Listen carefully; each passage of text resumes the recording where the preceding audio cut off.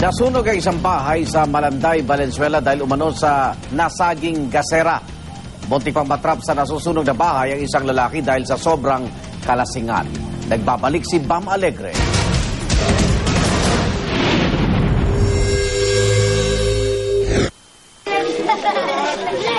Tulala si Charlie Laban matapos masunugan sa Joaquin Street, Barangay Malanday, Valenzuela, pasado alas 2 ng madaling araw. Pero tila hindi ang pagkasunog ng kanyang bahay ang dahilan, kundi dahil may hangover pa siya.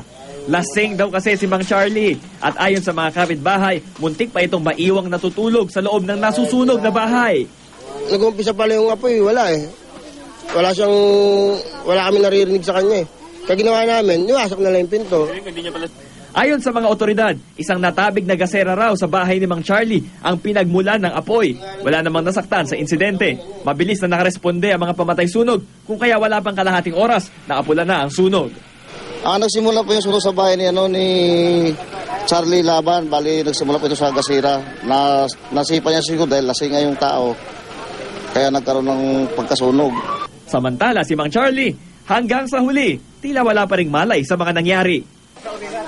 Hindi ko pa alam, sir, kung sunog yun. Hindi ko alam. Nakainom daw kayo, sir? Dito lang kami sa labas. Nakainom kami. Para sa unang balita, Bam Alegre reporting.